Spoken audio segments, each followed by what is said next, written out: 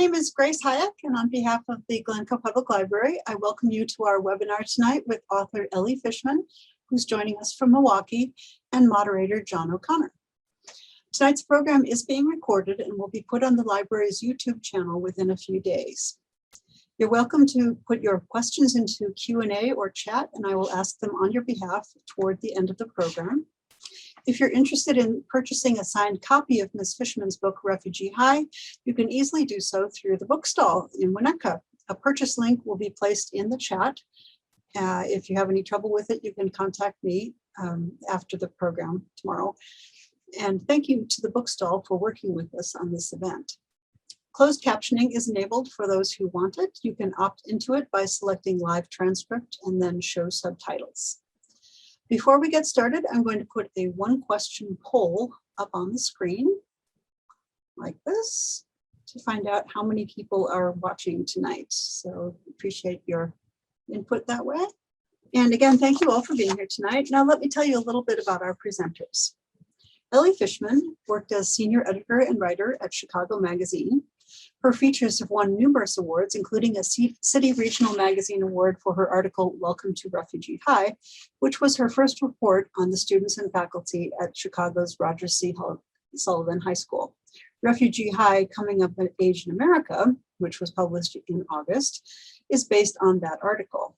It was published, like I said, in August, and it won the prestigious Studs and Ida Turkel Prize for a first book in the public interest.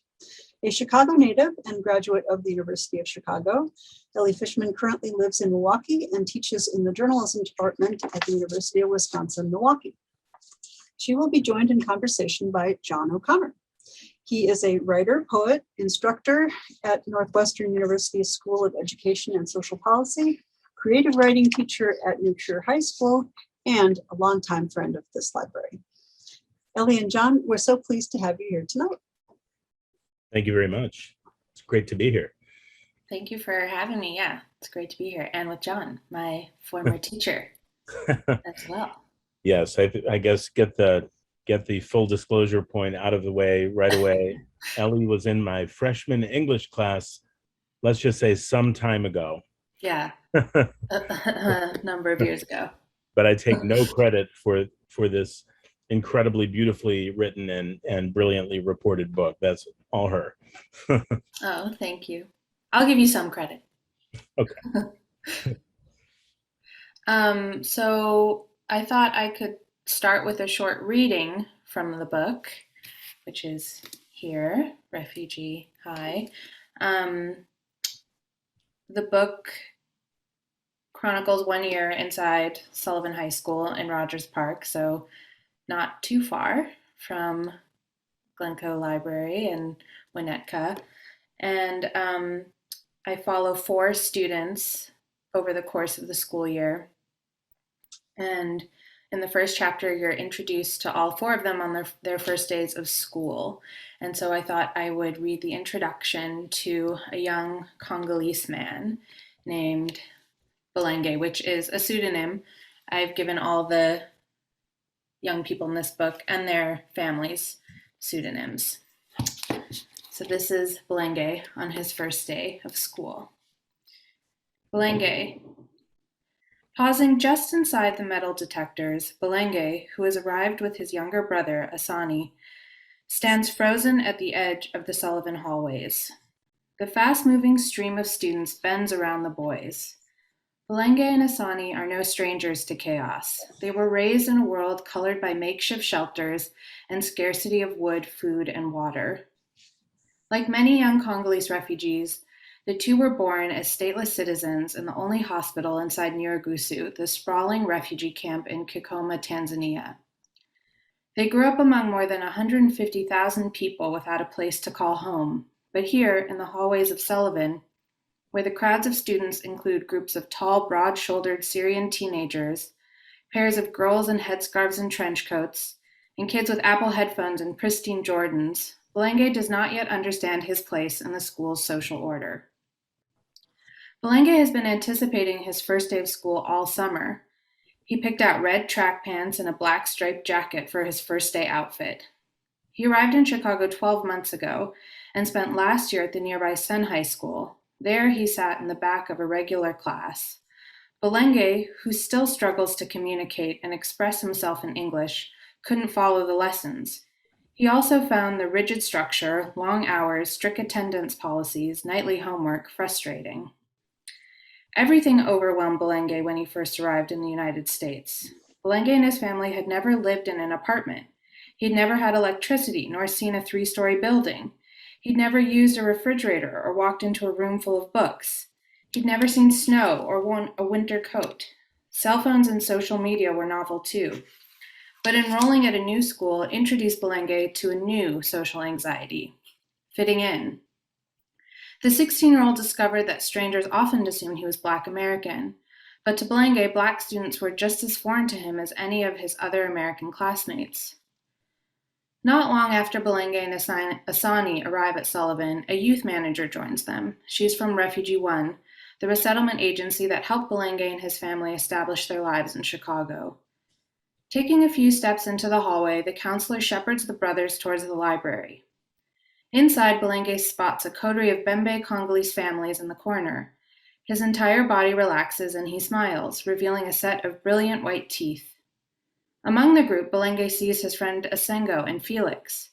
Both boys are also from Nyarugusu. Asengo sits with his sister, whose feet are squeezed into high heels and whose eyes and cheekbones are accentuated by thick makeup. She looks like a soap opera star.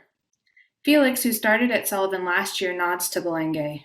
Felix's English is good thanks to hours spent watching American movies, listening to pop music, and reading American books.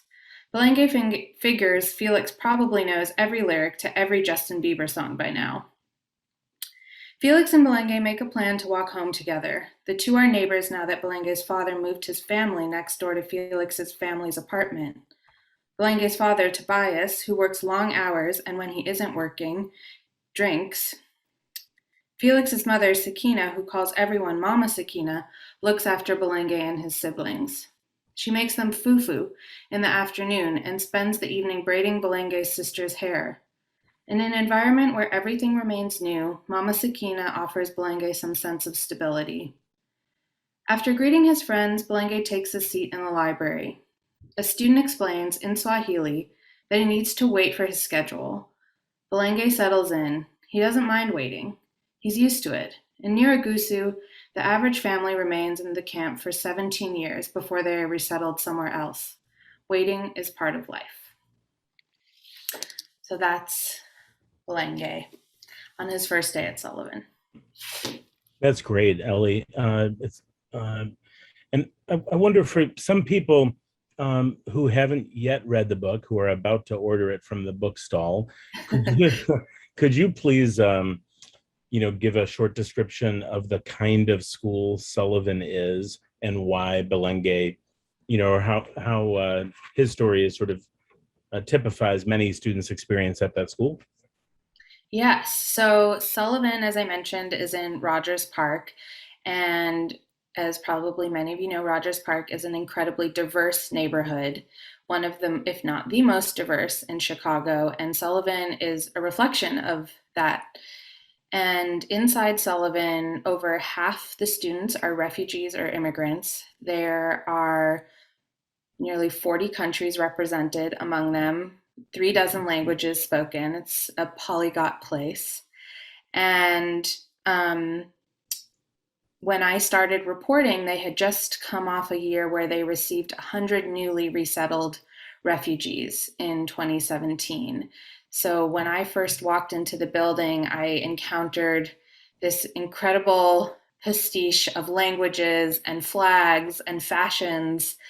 And even though I had grown up in Chicago and reported out of schools all across Chicago, I realized I had never been inside a school that looked like Sullivan. And that's where the story began.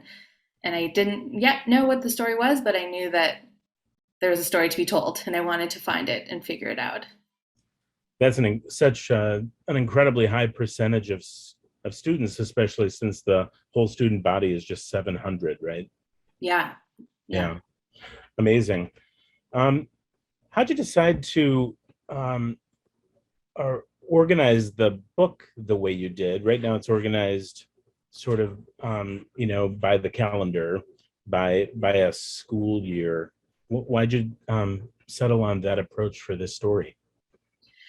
Well, I was just thinking about, like, in a narrative sense, how to tell a multifaceted story in of a multifaceted place without it spiraling in a million directions. And um, a school year felt like a really natural way to do that. First of all, um,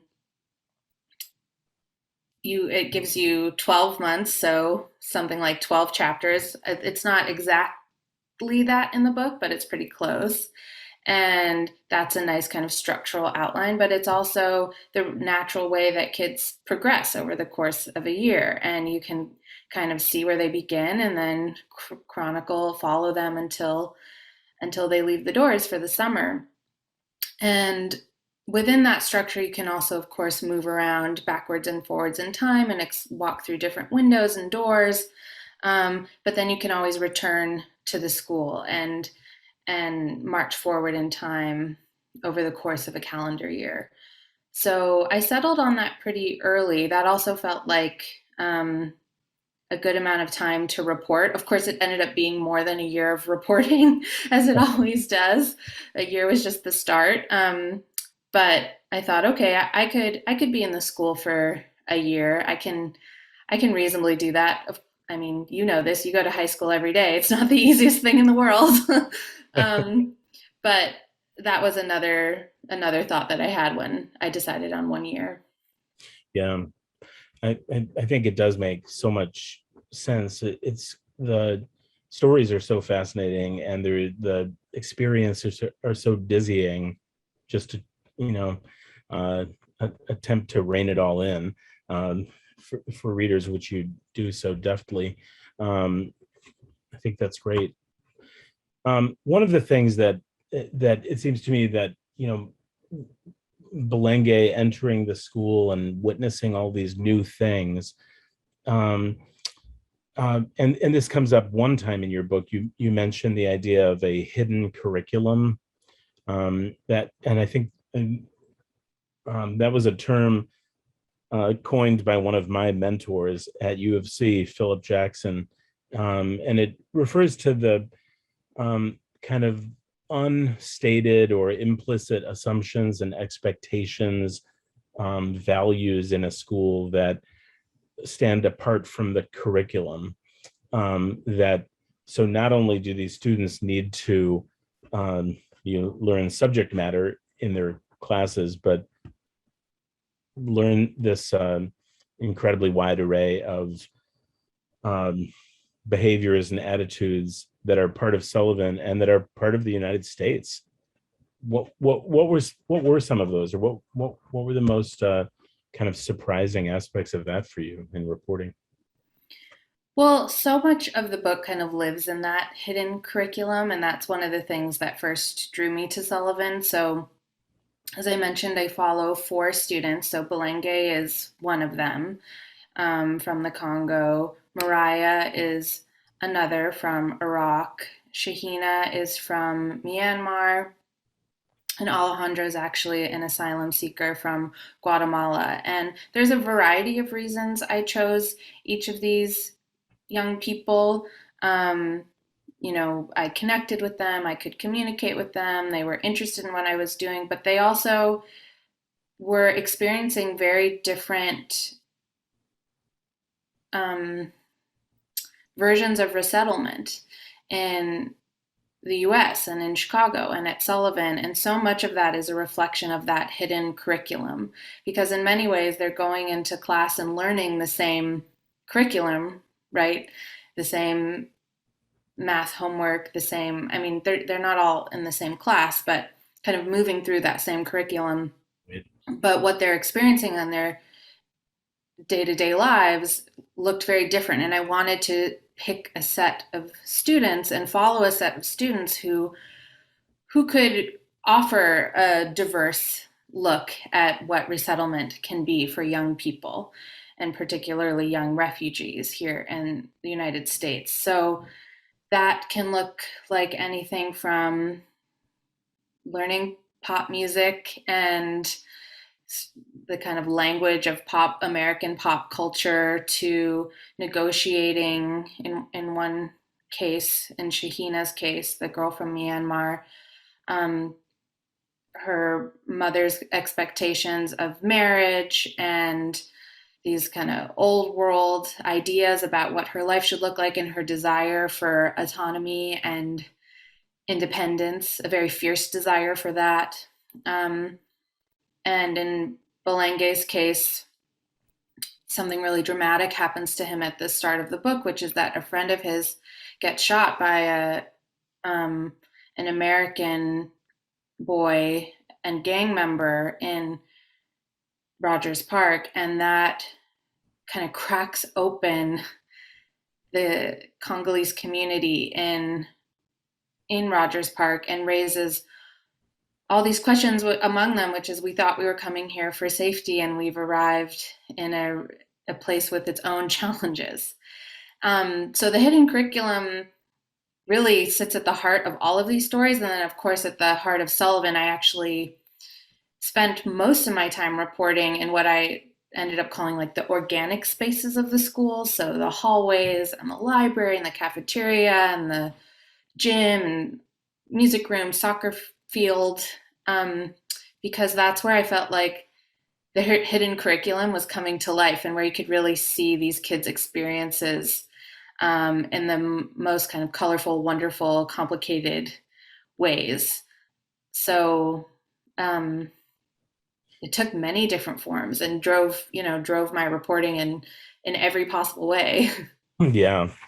Part of your answer reminds me of the Sullivan motto that the principal recites at one point in the book.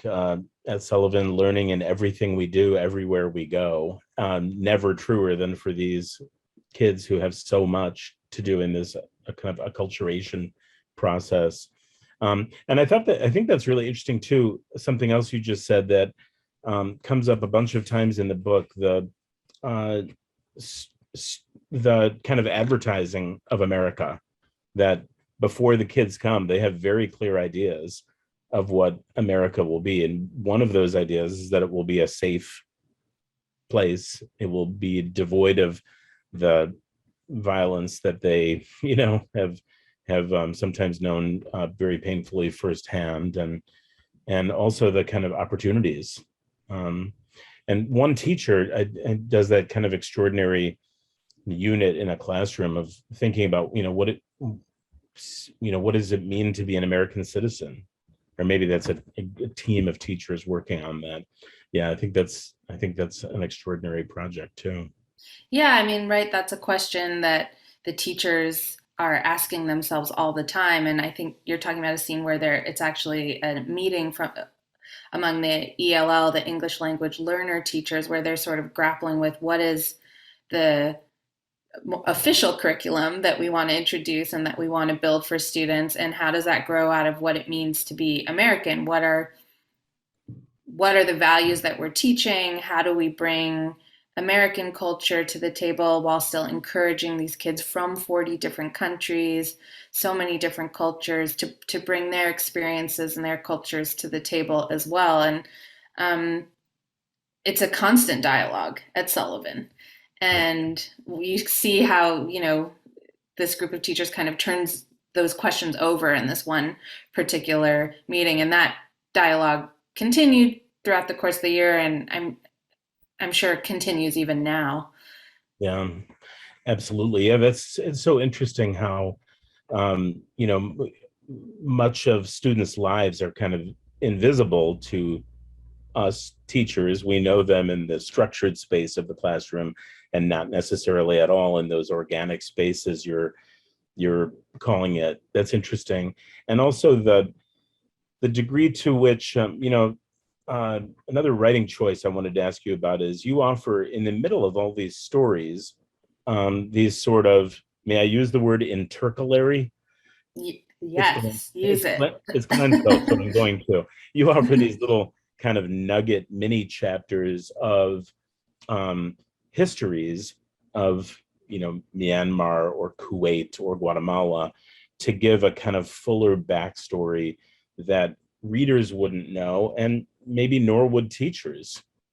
So I'm wondering, how early in the process of writing the book did you decide to use those sorts of chapters, mini chapters? Yeah, so I thought about it from the beginning, and it was a conversation I had with my editor, um, the invisible hand of all books. um, but so the as we talked about, the story, the book chronicles 1 year, and basically each chapter is a month, and within those chapters you're cycling through the different characters in the book. So the four students, the principal, one of their teachers. But it was really important to me to tell their family stories as well, and to understand where their parents were coming from.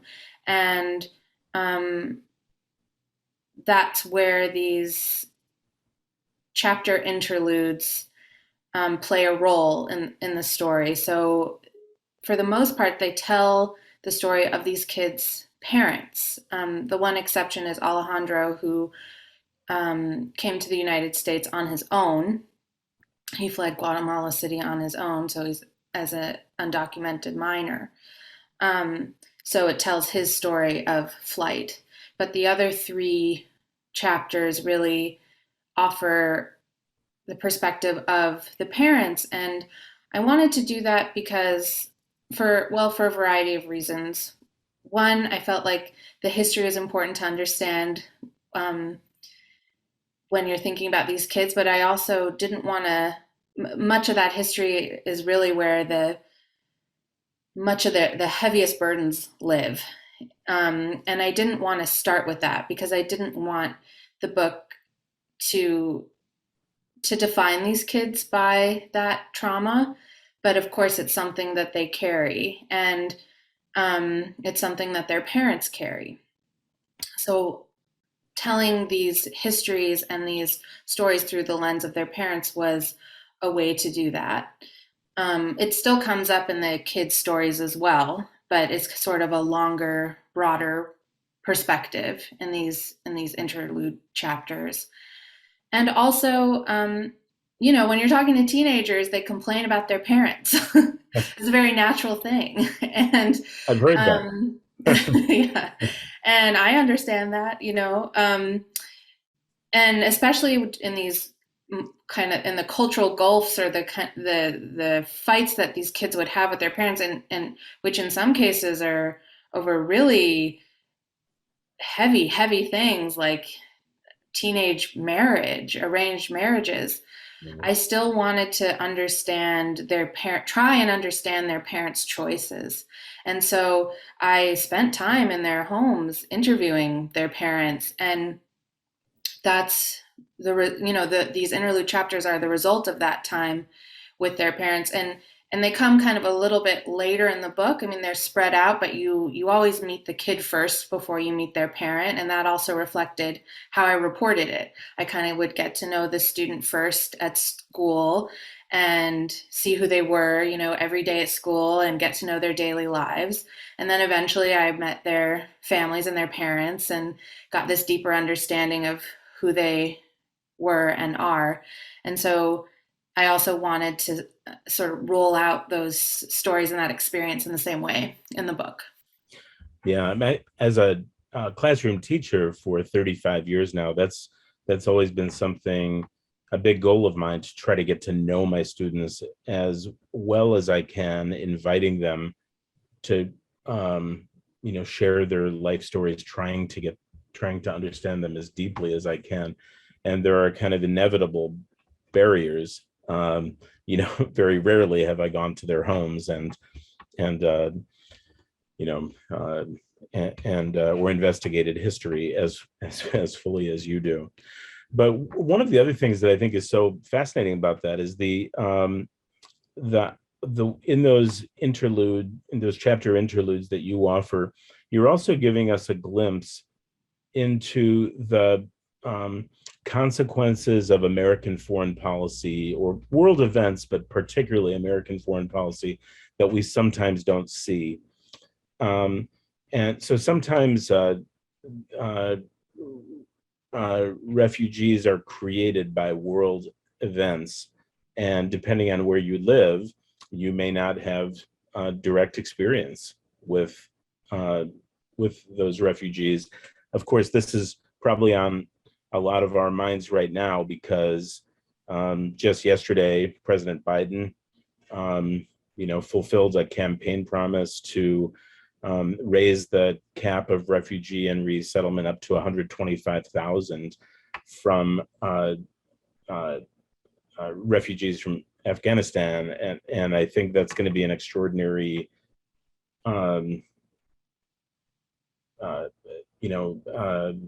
emergence in the next year, that we'll see a kind of new generation of refugees entering the United States and following a path similar to those you chronicle in the book.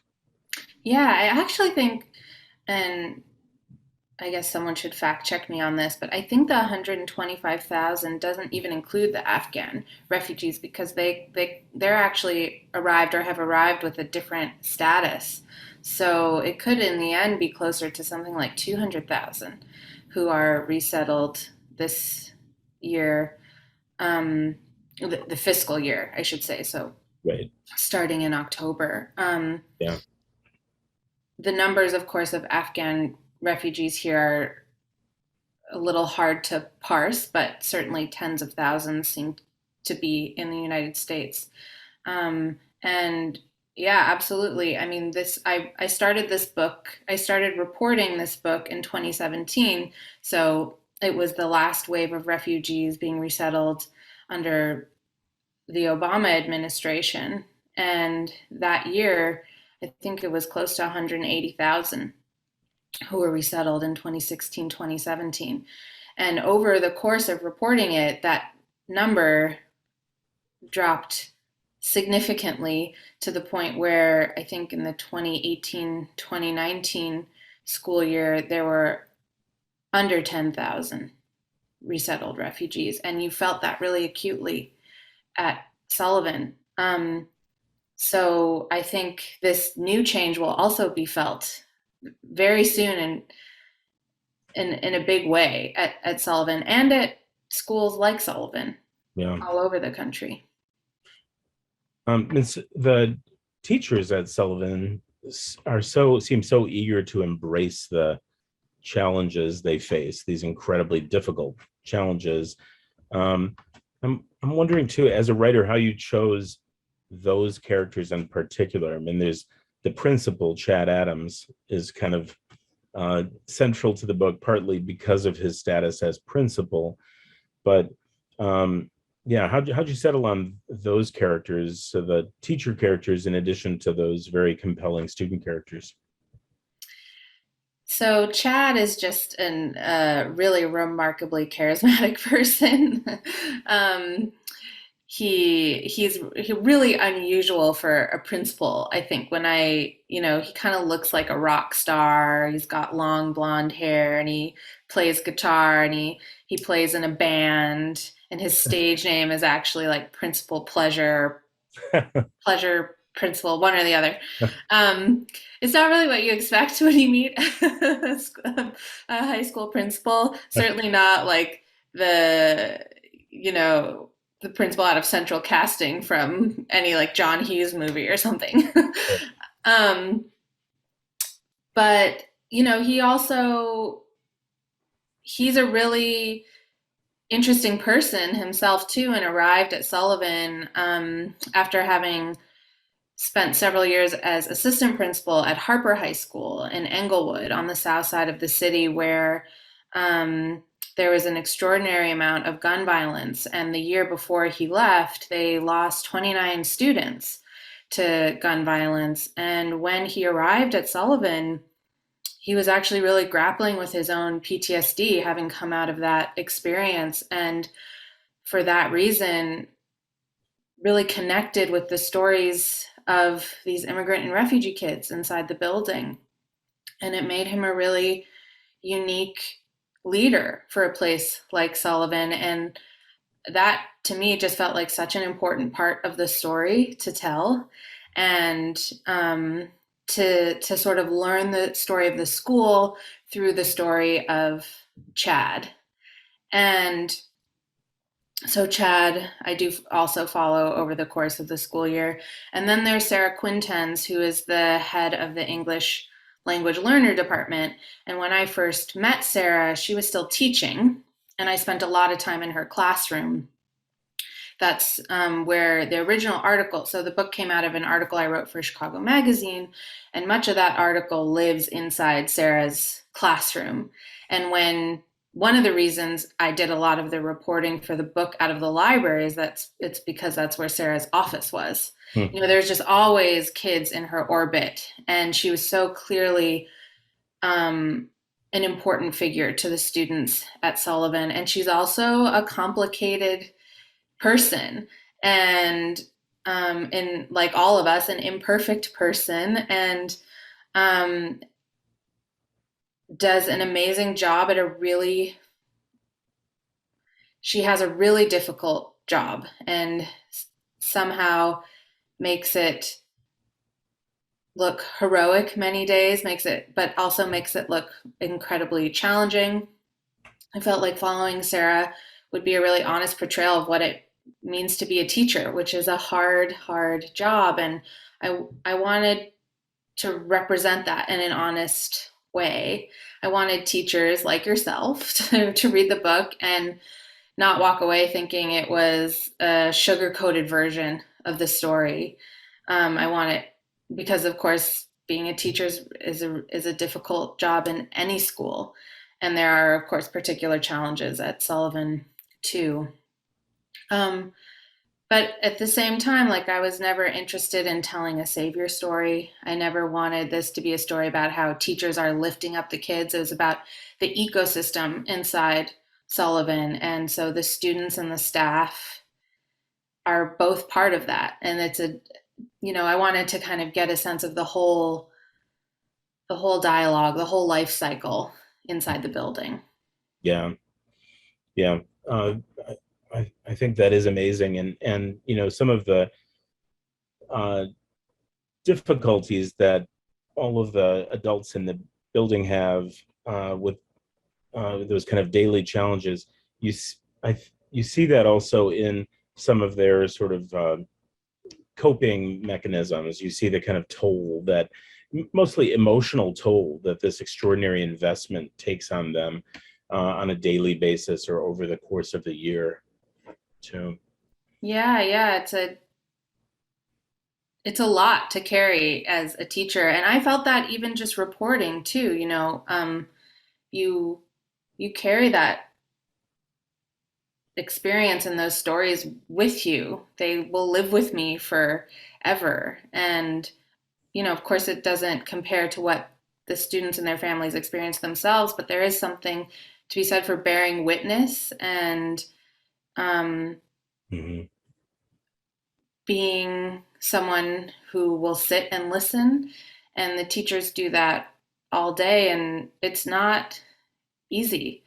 And I understood that more than ever, after having reported on these stories myself too. Yeah.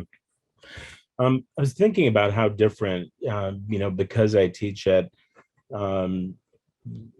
very privileged schools these days, New Trier and Northwestern, that have really different measure themselves in very different ways than a school like Sullivan would. And I feel like I should ask this question now because I'm teaching a class this fall called A Good Education. And I'm kind of obsessed by this idea of what a good school is. Having spent so much time at Sullivan High School, is it a good school? Yeah, tough question. I think it is a good school, but the interrogation of how you measure good, I think, is an important one. And there are all these metrics that exist and are standardized to measure good. So average PSAT scores, um, college attendance, graduation rates, and some are better measures than others for a place like Sullivan and for many schools. But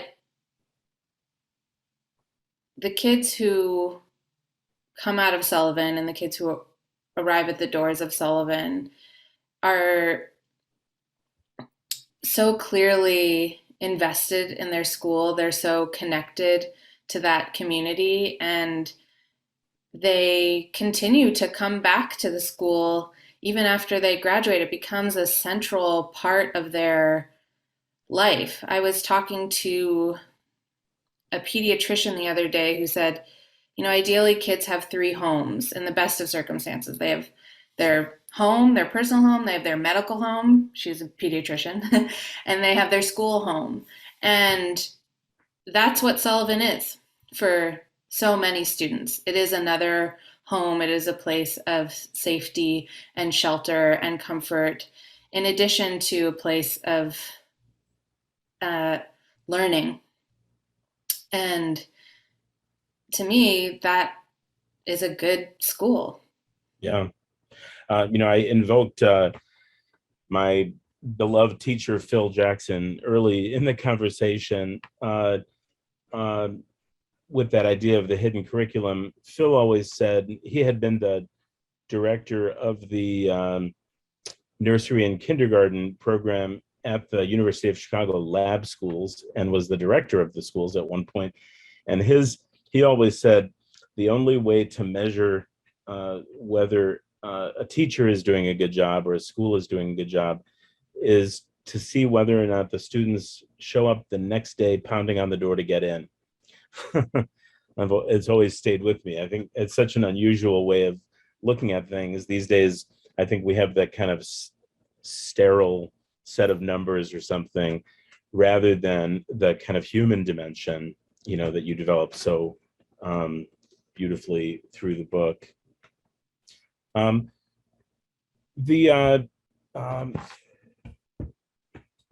was also thinking too on that subject of what a good school is. The idea of maybe it's just a luxury that some people are able to jump to those kind of measures, test scores or whatever, rather than taking care of basic needs, which is something clearly on the minds of so many of the Sullivan teachers and administrators. They're thinking about food and shelter and safety first, and cultivating relationships, and then maybe they could move on to other aspects. Yeah, it's hard to be a good school in a chronically underfunded system, in a system that ties funding to the number of bodies in the building, in a society where social services are steadily being stripped away. And for many of these kids, school is the safety net.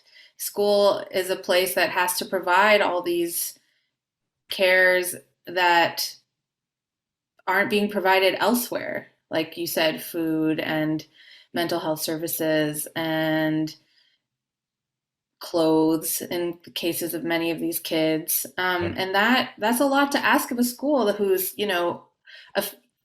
official job is to educate. So it's that's part of the story too, is how does a place like Sullivan negotiate that? They're like any public neighborhood school, they are living within a public school network and restricted and constricted in the ways that so many public schools are. So that's another part of actually Chad Adams' story. And one of the things that he does so well is basically understanding that a school is a limb of a neighborhood. It's part of, it needs to think of itself as part of a larger skeleton. Trying to keep my metaphors aligned. But the way you do that is by really engaging with your community. And you see that at Sullivan. The community, they have an amazing alumni network who are still really connected to the school. They are connected to their neighbors. I did an event there a couple weeks ago now, and I felt like the whole neighborhood, well, not really the whole neighborhood, but so many people from the neighborhood came out to celebrate Sullivan. And that's a reflection of its relationship with its neighbors. Yeah. And that's so important. Schools need that for a variety of reasons, and kids need that. I found that really surprising. I mean, pleasantly surprising how connected the uh, school was to different social service agencies. There's a Christian church. There's the way that police interact, and some of the families that you chronicle also sort of take in other people. Did that surprise you too? That the level of extensive level of network and community? It did surprise me, but it was also one of the first things that Chad talked about. And I think it might have been a lesson he learned from being at Harper. Mhm. Um, and it was, I think, one of his first moves as principal coming in was identifying the resources in the neighborhood and figuring out how there could be stronger connections between the school and those places. Before Chad came in, Sullivan had been a really troubled place and was on probation for over a decade. And when Chad was basically brought in as a last chance for Sullivan, really. Yeah. And I think he saw that the school couldn't survive if it was isolated from its community. And he really made a concerted effort. And not Chad alone, his staff too, of course, the assistant principal, Matt Fasana, as well, um, made a concerted effort to build those connections and build those relationships. Yeah, absolutely. And Chad seems like sort of a super salesman in that regard too, Yeah. promoting his vision of the school and the importance of Sullivan within the community. Um, I think Grace suggested that we maybe chat until about 7:45 and then see if there are some questions. And I see some are popping up on the side chat bar here. So, Grace, should we stop and take some of those questions now? Sure, sure. And I'll pitch them to you. And yeah, we do have a lot of questions. We'll get to as many as we can. Thank you for that very interesting conversation. You've clearly struck a chord with a lot of the viewers because they want to know more. So thank you for that. We'll start out with a couple more simple questions. Somebody wants to know, what's the graduation rate at Sullivan?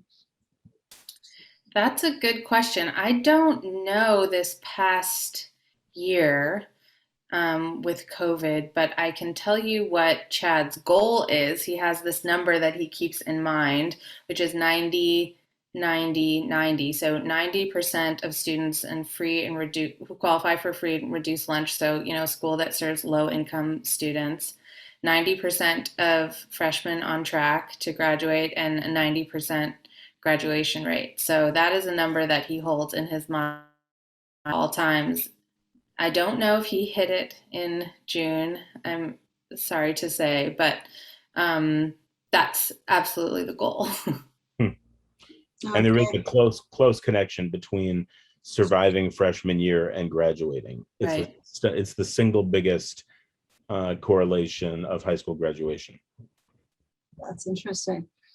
So would you happen to know the percentage of Sullivan grads who do go on to college? I don't know that number either. I'm trying to think if I knew it at any point, but certainly among the refugee and immigrant kids, the vast majority of them, if they go to college, end up going to community college. But many of them are also working while they're in high school, supporting their families. They end up kind of playing the role of parent to their parents. because they end up having a better command of English. They can they get jobs, they are connected to community. So they don't all end up going to college right away. Two of the kids that I followed are now in college, and two are working, just as a small sample size, which isn't a precise answer to the question, but gives you some idea. When we were just talking about the way in which political decisions might affect things at the school level, there seems to be a lot of political momentum in Washington now to make two-year and community colleges free, and I think that would have a profound impact on students such as those in Refugee High. Mm-hmm. Certainly. We have a community member named Bob Boone, who's a good, definitely known to John O'Connor and myself. Yeah. And he has a question, two questions. One is, what do the words on the cover say? Oh, they say Refugee High in a variety of languages. And actually, one nice thing about the cover is many of the translations you see are actually in the kids' handwritings themselves. So I had them write out Refugee High, and then we photographed it and put it all together. So these are all languages that are spoken at Sullivan, and translations of the title. Yeah. That's beautiful. Good cover. Thank you. Excellent. I love it that it's in chalk too. Yeah, a little school nod. Right. And Bob also wonders, have you had any surprising reactions to the publication of your book? Well, the fact that it suddenly feels so relevant to world events, it was a surprise to me. One of the most wonderful reactions from a more tertiary character, Felix, in the book, was that, he felt really proud to share these stories with other students because he felt like it was a chance for him to help other students, and that really reflected why I do this work, offering helping young people tell their stories and using the platform that I feel so lucky to have to help amplify their voices. And I just, I loved hearing that reflected in his reaction to the book as well. That felt really special. Here's a question that was submitted to me by email. One of the viewers says, I graduated Sullivan High School in 1965. I was given a copy of your book last week for my birthday, and we'll start reading it in the next day or two. Does your book go into detail about the immigrant children and first-generation Americans who have attended Sullivan for many decades since its founding? Certainly not as diverse as Sullivan is now, but it's hardly a stranger to immigrants and first-generation Americans. Thank you. I have to say, we were talking the three of us, a little before we started this evening, and I was sharing with Grace and John how amazing the Sullivan Alumni Network is. And I feel like everywhere I go, I meet a Sullivan alum who has their own amazing story or relationship with the school. I do talk about the history of the school a bit. I wanted to capture that history because I feel like Sullivan has been an engine of acclimation and assimilation for immigrant and refugee kids since it opened in 1929, and that feels like it's baked into the story of this book and the story of the school and the neighborhood too. And also, I mean, this isn't in the book, but that's in some ways a reflection of my own family story. My grandfather himself was a refugee from Germany in World War II, and school and education was absolutely his path forward in the United States. And he was the first in his family to go to college and became a physicist. And, I wanted this book not only to tell the stories of our most immediate newcomers, but reflect this larger American narrative, the continuing narrative of immigrant and refugees arriving here, and show that, it's a story that's bigger than just this current political moment, which of course has even shifted since I started reporting in 2017. I like that moment in the book where you talk about some of the famous alumni, Ira Burko, the great New York Times sports writer, and the comedian Shecky Green. Yeah. And I was wondering about that too. I was picturing the kind of Hall of Fame or something inside the foyer of the school, and what that must mean, if anything, to these 21st century students. Yeah, I don't know if on the surface it means much, but there are these events, one of which I chronicle in the book, a Thanksgiving celebration, which they kind of lovingly call Refugee Thanksgiving, where alumni come back and community members come back and they start to actually share their stories. And I know that's really meaningful for the kids when they actually kind of break bread and hear these stories and hear how some of their own experiences are reflected in the lives of their neighbors in ways that they never imagined. Absolutely. Thank you. I have a question for John now. Somebody wants to know, since John's an instructor of education policy, this person writes, I'd be interested in knowing what he sees in this story that ought to inform the school leaders in other communities that are educating immigrant students in public schools. And has the unprecedented public health crisis of the past 18 months dealt an especially hard hand to those students, leaving them more vulnerable than most? Wow, two very difficult questions. I'm glad they asked you that question and not me. I know. I'm going to talk a little bit about the first one and then throw the second one to Ellie a little bit. But yeah, one of the things that, and Ellie started, amplifying this answer earlier, one of the things that I think is so valuable in the book is how it humanizes education.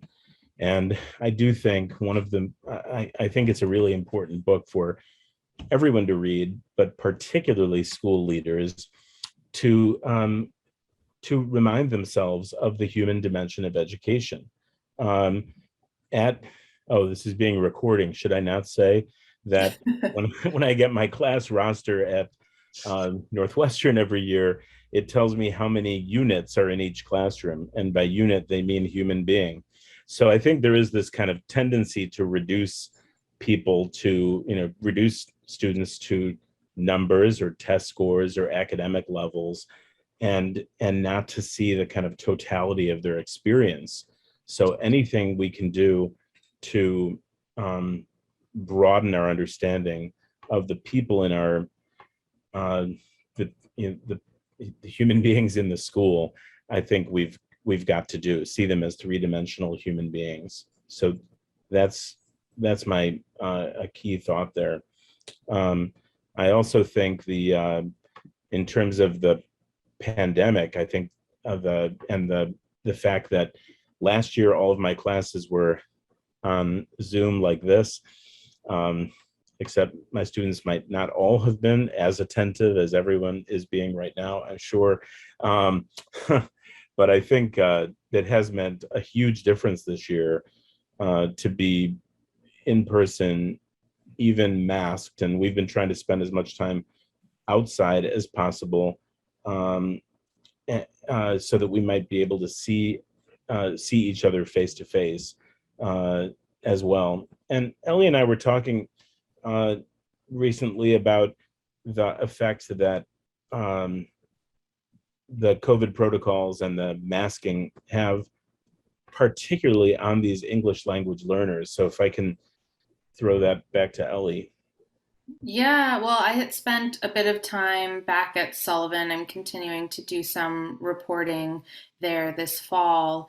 So during the first week of school, so it was students' first time back in the building in 18 months. And I noticed how difficult it is in a ELL classroom to communicate. When you can't read people's lips as you're learning a new language, it is exponentially harder to process and follow what's being communicated. And then also just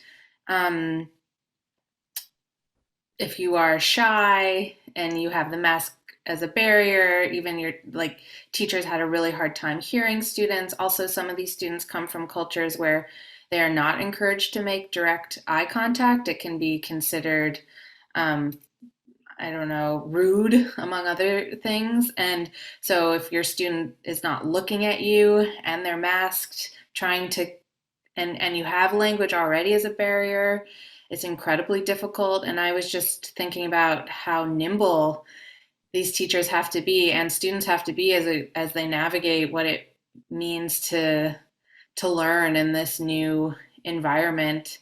And I was even thinking, I've seen clear masks that are sometimes used, especially in the deaf community, and thinking, oh, that might be a really useful thing for ELL teachers to have, so students actually can read their lips. But that's a very specific observation that I made in my time in the school. But I'm sure these breakdowns of communication are happening in all different kinds of ways, as we negotiate what it means to be in class now. Absolutely. I had one last quick thought in response to the idea of what leaders might learn from this book or need to know, and that is that idea of resources that Ellie mentioned. Teachers and administrators at Sullivan, sometimes their plans are left to the whims of budget decisions that are outside of their control. And I do think the idea of the inequity in funding in public schools in particular is a topic that I think needs a closer examination. In Illinois, the richest school districts spend about 5 or 6 times per pupil per year as students in the poorest districts. And I think that fact alone, seen next to the idea of striving for the American dream that keeps coming up in the book, that was certainly on my mind all the time too. Excellent, thank you. There's a viewer who would like to, Ellie, for you to show a few pictures of from your book of some of the students, perhaps the 4 that you Show pictures. Can you show pictures? So I actually changed all of their names to give the students some anonymity and give them the choice whether they want to come forward and identify themselves. I would love to show you pictures. I have lots, but to kind of hold my promise and let them make that choice, I'm not going to show them today, but maybe one day. I did my best in the book to offer some colorful descriptions to give, to allow you to imagine them in your mind's eye. But I unfortunately have to leave it at that for now. Okay. The same person also wants to know, why did you choose those 4 students?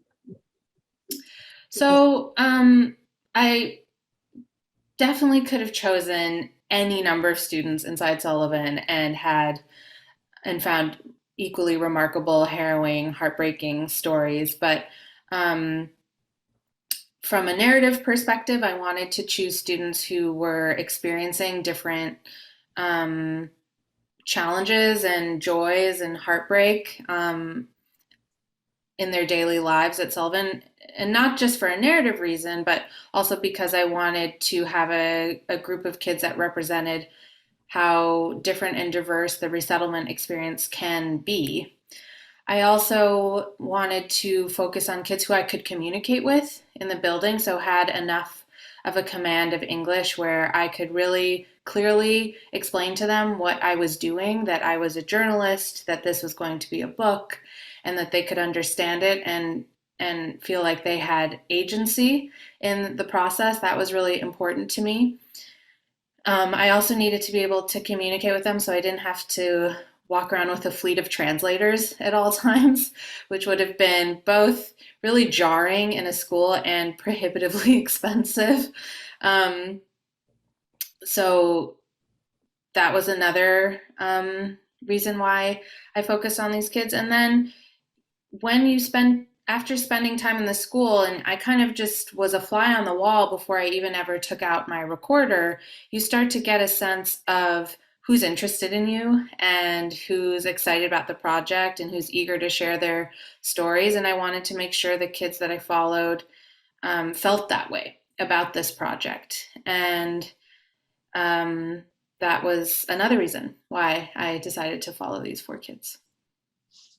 Thank you. Another question, how many different languages are spoken among Sullivan students?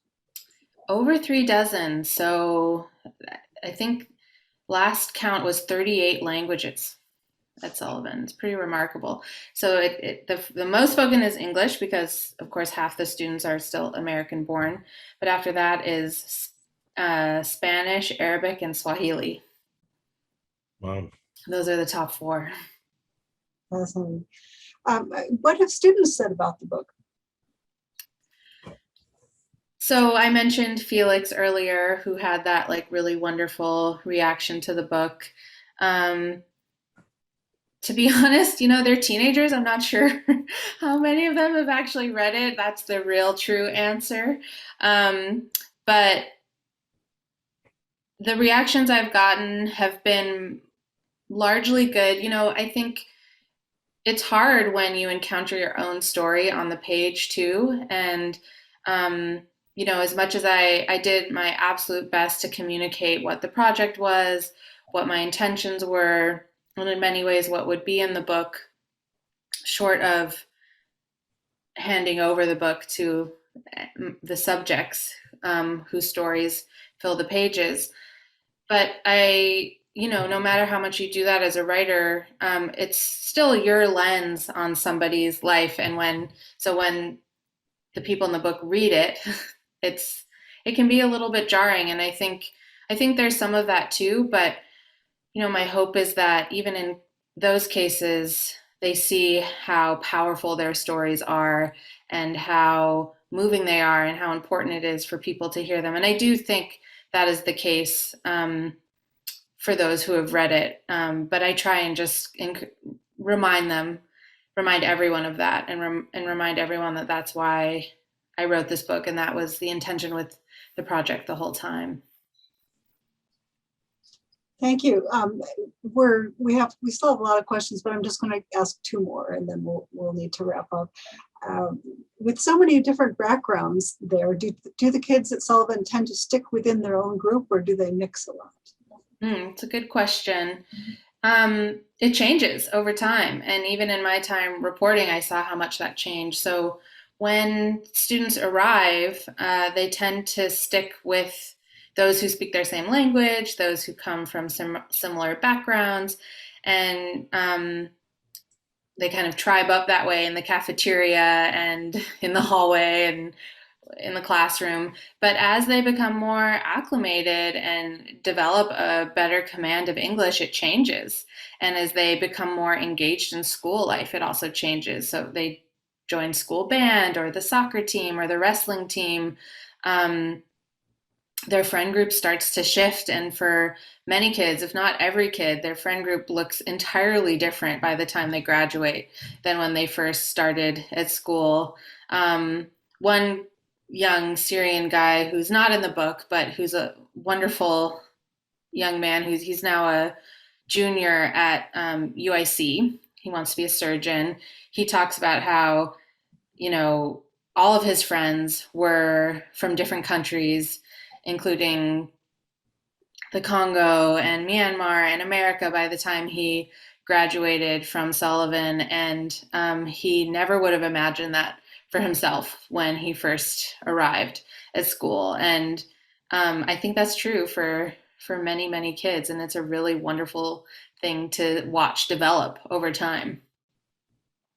That gives me so much hope. That's lovely. Okay, finally, last question. What do you want the impact of your book to be, especially perhaps on K through 12 educators who might be able to learn from what you've expressed about the immigrant experience? Well, I love what John said earlier, which is just offering a human perspective on education. I also, want this book to stand as an example of all the things that we share as human beings, whether you're a refugee or immigrant or not. Um, these kids are still teenagers in the way that all teenagers are teenagers, and there's so much shared experience that we all have. And, I don't feel like that part of the refugee narrative is talked about enough. So many of the stories, understandably, um, are reported out of, the crest of their trauma or flight. But then we don't talk about the experiences we share and what their lives look like when they enter our communities. And I want people to see that because they are our neighbors and we are their neighbors. And we have so many of the same hopes and dreams and desires. And you really see that inside Sullivan. And I want people to understand that because I feel like it's a more nuanced, more human understanding of the immigrant and refugee narrative. It's complicated, it's wonderful, it's messy, and it's deeply human. And that's what I hope people take away from the book.